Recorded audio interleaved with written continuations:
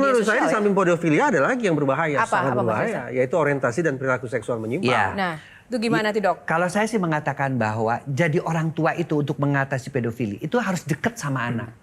Karena sepanjang yang saya tahu juga adalah saking sibuknya orang tua tuh mereka itu melepaskan anak begitu saja.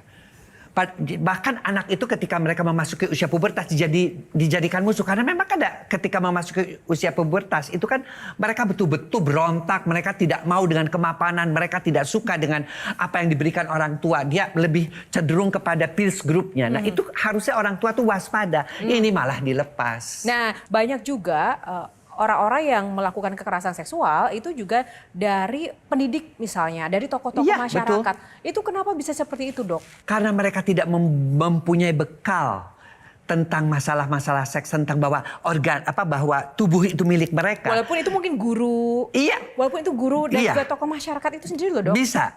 Karena dia merasa begitu, yang namanya guru juga tetap punya nafsu seks. Mohon maaf ya di lembaga-lembaga keagamaan. Dan lembaga-lembaga keagamaan itu kan kadang tertutup. Iya kan? Tidak mereka itu tidak boleh terlalu banyak berhubungan dengan orang luar, tidak terkontaminasi. Akibatnya kan mereka sendiri hubungannya menjadi sangat dekat. Nah, disitulah terjadi pelecehan-pelecehan seksual. Silakan, apakah kalau begitu bisa disimpulkan bahwa kekerasan seksual itu berhubungan erat dengan ketimpangan antara posisi yang lebih tinggi dan lebih lemah gitu, ya, lebih kuat dan lebih lemah. Selalu akan begitu ya. Ya, Pak, bisa saja pelecehan seksual itu mohon maaf ya, dokter dengan suster kan selalu begitu. Pengusaha dengan sekretaris ya selalu seperti itu. Selalu mereka ditempatkan di posisi yang rendah. Tapi sebentar. Lawannya sebagai perempuan. Kang Maman tahan dulu nanti aja ya Kang Maman bagiannya. Silakan. Bukan masalah pengusaha, bukan masalah sukses atau enggak, tapi seorang laki-laki itu bisa nggak sih menahan nafsunya? Karena kan ini berlaku pada misalnya remaja kan sudah punya nafsu juga. Apa kemudian dia mau nyimpen juga perempuan di apartemen? Kan nggak mungkin. Maksudnya secara kesehatan bisakah seorang remaja yang sudah akil balik memiliki nafsu menahan nafsunya? Bisa. Sehat nggak? Tetap sehat.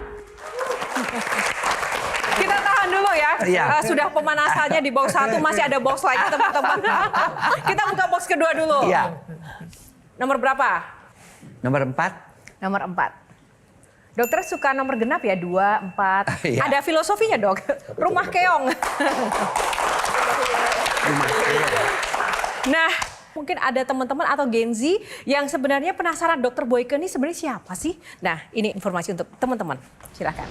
Boyke Dian Nugraha atau lebih dikenal Dokter Boyke, lahir 14 Desember 1956. Saat kuliah, ia diterima di 3 perguruan tinggi bergengsi di Indonesia. Menyadari dirinya menyukai dunia medis, ia pun memilih Fakultas Kedokteran Universitas Indonesia dan lulus dengan nilai yang sangat memuaskan. Lalu, ia melanjutkan pendidikannya sebagai dokter spesialis kandungan. Ia pernah menangani masalah keharmonisan rumah tangga dan disinilah karirnya sebagai seorang seksolog dimulai. Meski penampilannya dinilai lembut, Dr. Boyke dibesarkan dalam keluarga tentara yang disiplin. Dr. Boyke pernah membintangi sejumlah film layar lebar. Ia juga aktif menulis buku dan sudah mengeluarkan 8 buku tentang pendidikan seksual. Dr. Boyke menikahi Ferry Lasemawati yang juga merupakan seorang dokter pada tahun 1986 dan dikaruniai 3 orang anak. Dok, bagaimana melihat perjalanan hidup dokter ini tadi? Kalau saya merasa bahwa perjalanan hidup saya ya wajar-wajar saja gitu ya. Syukur alhamdulillah Tuhan memberikan saya bisa mencapai tujuan karena ingin menjadi dokter itu memang cita-cita saya dari kecil. Resepnya dokter apa sih bisa konsisten begitu menjalani karir dari awal sampai sekarang, apalagi dengan tempaan militer di rumah? Iya, karena jadi begini, di keluarga kami itu tidak ada yang dokter, ya. Sementara waktu itu banyak yang sakit. Nah, orang tua saya itu pengen banget ada anaknya yang jadi dokter. Dan saya sempat melihat dulu film yang namanya Dr. Kildare. Dan saya melihat Dr. Kildare itu seorang dokter tapi dia bisa main musik, bisa deket dengan orang-orang. Saya pengen banget bisa seperti itu. Waktu awal pengen jadi dokter apa? Apakah sudah dokter Jadi kandungan? ketika saya di puskesmas kan dulu harus ada WKS pertama. Itu sebagai dokter itu bisa punya SIP kalau dia 3 tahun di daerah. Dan saya pernah ditempatkan di Lampung, puskesmas Kecamatan Pas Lampung Selatan. Itu belum ada listrik, belum ada air. Masih ada ya kadang-kadang gempa tapi yang lewat itu gajah. Kadang-kadang ketemu di atas itu rumah itu dijadikan sarang musang. Ya itu biasa lah buat kita-kita dokter-dokter zaman dulu. Nah di situ saya melihat bahwa ada pasangan yang kelas 2 SMP menikahi anak kelas 2 SMP juga, 14 dengan 13. Waktu itu saya masih ingat banget.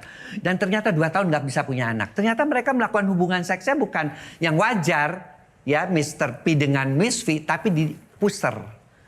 Sampai dia bilang, dokter kenapa ya saya nggak bisa punya anak padahal puser istri saya itu sampai udah merah, katanya sudah kesakitan. Nah ternyata dia melakukannya di situ saking tidak adanya pendidikan seks. Nyata Di ada situ itu kenyataan. ya, Itu adalah kenyataan yang saya nggak pernah lupa. Dari situlah saya mengambil bagian apa saya harus mengambil. Ternyata di bagian itu ada namanya bagian obstetrik ginekologi sosial. Makanya saya ingin sekali menjadi seorang ginekolog tapi yang sosial, artinya yang bisa memberikan edukasi kepada masyarakat. Jelajahi cara baru mendapatkan informasi. Download Metro TV Extend sekarang.